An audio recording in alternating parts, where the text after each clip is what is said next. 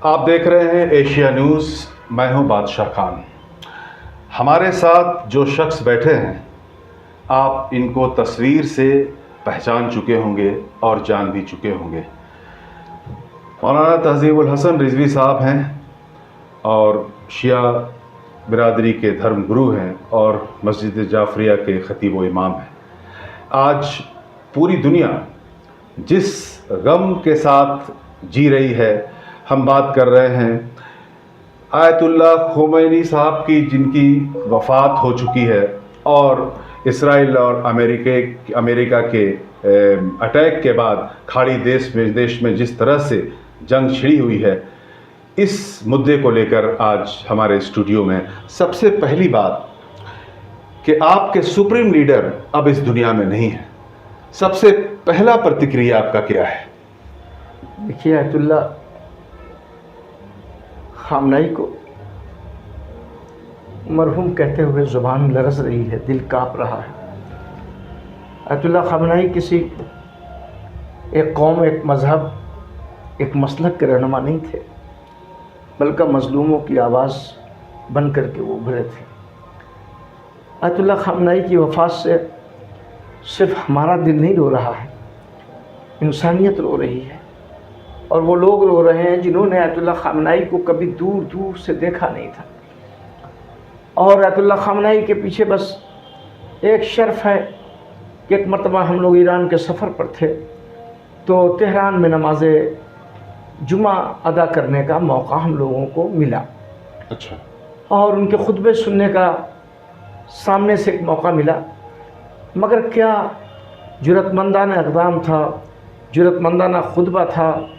वो हमेशा यही कहते थे कि हम दुनिया की किसी ताकत से नहीं डरते, अगर डरते हैं तो परवरदिगार से, वहदहू ला शरीक से। इसलिए उससे बड़ा कोई हमारी निगाह में नहीं है। आप देखिए, मैं इन्हें थोड़ा रोक रहा हूँ। आप मौलाना तहज़ीबुल हसन की आंखों में आंसू देखिए, इस दर्द को पहचानिए।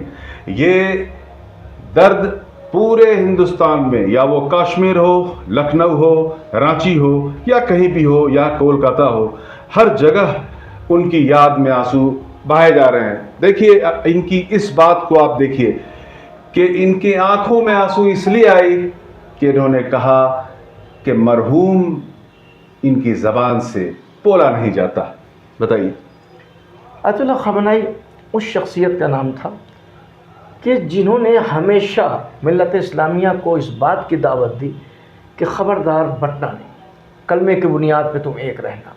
और वो हमेशा बैतुल मुक़द्दस की आज़ादी के लिए लड़ते रहे। क़िबला अव्वल जो सिहूनियों के कब्ज़े में है, जो यहूदियों के कब्ज़े में है, उसको आज़ाद करने के लिए लड़ते रहे। मगर मुझे इसके साथ कहते हुए कोई ज़रा भी संजोग नहीं है, कोई ज़रा भी मुझको डर और खौफ नहीं है कि सबसे बड़ी गद्दारी अगर यहूद व नसारा ने की है तो कुछ बने हुए मुसलमानों ने भी गद्दारी की है। अगर ये गद्दारी न करते तो आज क़िबला अव्वल बैतुल मुक़द्दस आज़ाद होता। और वो गद्दारी आज भी आप सामने देख रहे हैं कि उन्होंने एक मुस्लिम ममालिक पर बम बरसाने के लिए अपनी अपनी ज़मीन दे रखी है, अपने अपने हवाई अड्डे दे रखे हैं। और आज उन हवाई अड्डों पर अगर ईरान के ज़रिए बम गिराया जा रहा है तो ये कहा जा रहा है कि रोज़ेदारों पे बम बरसाया जा रहा है, ईरान रोज़ेदारों पे बरसा रहा है।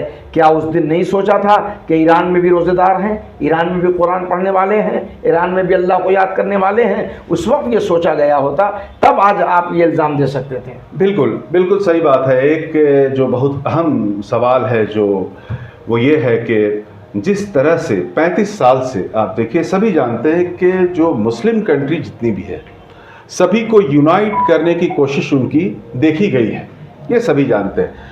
आज जिस तरह से रिपोर्ट आई कि भेदी, मैंने कल भी इस वीडियो में कहा था कि वो इंसान, ये जो ऑपरेशन हुआ है अमेरिका और इसराइल के जरिए जो ऑपरेशन हुआ है, ये सैटेलाइट से ये ऑपरेशन कभी नहीं हो सकती है, लोकेशन शेयर हुआ है। इस पे आपकी कोई जानकारी है? जैसा कि अभी भी मीडिया के ज़रिए से इत्तला मिली है और वहाँ की हुकूमत ने भी इसको गौर से सुनिए, इसका इंकशाफ किया है कि उनके पास जो एक आदमी था वो मोसाद का आदमी था। अच्छा। जो उनका हमदर्द बन करके उनके पास रहा करता था और सैटेलाइट कामयाब नहीं हुआ है, बल्कि ये मोसाद का एजेंट जो वहाँ था उसने सारे लोकेशन दिया खामनेई साहब के सिलसिले में कि यहाँ बैठे हुए हैं, अपने मकान में हैं, ये किसी बंकर में नहीं गए। अगर आयतुल्लाह खामनेई अपने लोगों के मुशरिकारों की बात मान लेते तो आज वो शहीद नहीं होते। वजह यह है कि जब उनसे कहा गया, अभी हिंदुस्तान में जो उनके नुमाइंदे हैं, जो उनके दूत हैं, उनका भी आज बयान आ गया है कि उनसे बार बार कहा जाता था कि आप बंकर में चलिए, तो वो कहते थे कि ईरान की जितनी अवाम है, जितने लोग हैं, पहले उनको बंकर में ले जाओ, तब हम बंकर में जाएंगे। इसलिए हम वो मौत मरना नहीं चाहते कि हमारे लोग मर जाएं और मैं बच जाऊं। मैं बच के क्या करूं? ताजीबुल हसन को के इस बात को आप सुनिए गौर से। इन्होंने कहा कि एक ऐसा शख्स जो दिन रात उनके साथ रहता था, ये भी इन्होंने कहा कि बंकर में चले जाते तो ऐसा हादसा नहीं होता। लेकिन चलिए, ये सब तो एक कयास की बात है। वो ऐसा शख्स जो दिन रात उनके साथ रहता था, उनका राजदार था, सुप्रीम लीडर खामेनेई का सबसे बड़ा राजदार था, वही उनके मौत का वजह बना। तो क्या अभी जैसा कि आपसे अनौपचारिक बात हो रही थी कि जो शख्स ने ऐसा किया, तो उसकी शिनाख्त कैसे हुई, किया कुछ ऐसी कार्रवाई? हाँ, उसको बाकायदा आपने देखा यूट्यूब पर भी आ चुका है। उसे हुकूमत के लोगों ने पकड़ा और पकड़ने के बाद उसे जासूसी के जो किया है उसके सारे रिकॉर्ड उन लोगों ने निकाल लिए। ठीक है। और बिल्कुल मंजर आम पे ला दिया है कि इसी की सारी हरकतें थी। और अभी कुछ पहले खबर आ रही है कि उसे शायद ईरान हुकूमत ने आज फांसी भी दे दिया है। फांसी दे दी गई, मतलब कि जो सबसे बड़ा राजदार जिसने साजिश रची, उसे फांसी दे दी गई। लेकिन बात यहीं पे ख़त्म नहीं होती। आपको क्या लगता है, जिस तरह से दुबई का हालत है, अभी झारखंड से भी करीब करीब 200 लोग जो हैं वहाँ फंसे हुए हैं, बहुत सारे ऐसे फ़ोन कॉल्स आ रहे हैं, आपके पास भी आते होंगे? बिल्कुल बिल्कुल आ रहे हैं। तो अभी जो खाड़ी देशों की सूरत हाल है, ये कब तक ख़त्म होने का कयास लगा सकते हैं आप? क्योंकि आप ईरान को अच्छे से जानते हैं, आप बराबर गए हैं ईरान। हमारा अपना अंदाज़ ये है कि ये जंग अभी कुछ लंबी जाएगी, इसलिए कि जो सियूनी ताकत अमेरिका ने ये सोचा था कि चंद ही लम्हों को ईरान को उनके घुटने पर ला दूंगा, और वो उनकी मंशा नाकाम हो चुकी है। और आप देख रहे हैं कि बार बार ट्रम्प जो है बगैर शराइत के कहते हैं कि जंग बंद कर दी जाए। अभी आपने देखा कि उन्होंने कहा कि जो 40 साल से पाबंदी लगी है, हम उसको उठाने के लिए तैयार हैं, ईरान जो है अपने फैसले से अलग हो जाए। ईरान साफ कह रहा है कि हम अब फैसले से अलग होने वाले नहीं हैं, हम क़िबला अव्वल को जब तक आज़ाद नहीं करा लेंगे, हम सुकून से बैठने वाले नहीं हैं। बिल्कुल। मौलाना ताजीबुल हसन, आप इन्हें ऐसे भी जानिए कि ये अक्सर ईरान के दौरे पे होते हैं। हम लोग जानते हैं कि वहाँ की सारी पॉलिटिकल एक्टिविटीज़ से ये वाकिफ़ है। मेरा एक छोटा सा सवाल था कि क्या कभी खामेनी साहब से आपकी रूबरू मुलाकात हुई है? अयतुल्लाह खामनेई से एक मरतबा हमारा डेलीगेट इसी झारखंड और बिहार से गया था, जिसमें सुनिएगा उससे। मौलाना निसर रहमान साहब थे, हमारे मौलाना ज़ियाउल हुदा साहब थे, और मौलाना नसीब अनवर नदवी साहब थे, इसी आपके फातिमा गर्ल्स अकेडमी के डायरेक्टर, और इसके अलावा मौलाना ज़ियाउल हुदा साहब थे और दीगर उलमाए किराम थे। उनकी मुलाकात बिल्कुल तय हो चुकी थी, मगर किसी वजूहात की बुनियाद पे अचानक प्रोग्राम जो है वो मुलतवी हुआ, और जो उनके नुमाइंदे अभी बने हैं आयतुल्लाह आराफी, उनसे खुसूसी मुलाकात हुई, खुसूसी मीटिंग लोगों की हुई।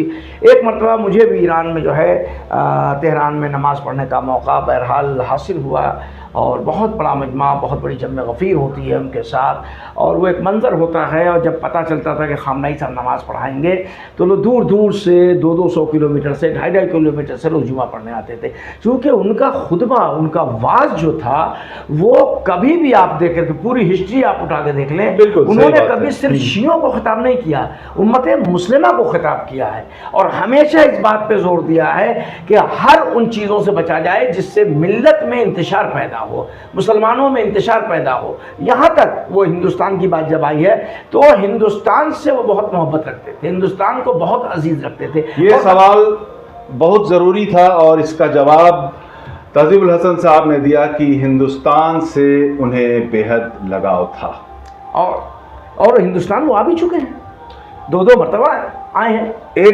एक सवाल आपसे ये है कि आपके सुप्रीम लीडर यानी कि किंग ऑफ ईरान खामेनी साहब का बैकग्राउंड क्या था, कहाँ के थे वो? देखिए, उनका ख़ानदान जो मिलता है एक कुंतूर इलाका है आपके बाराबंकी डिस्ट्रिक्ट में। बाराबंकी यानी यूपी में। बाराबंकी उत्तर प्रदेश की बात हो रही है। मीडिया की हमारे पास भी अभी सबूत मौजूद है इसी मोबाइल में।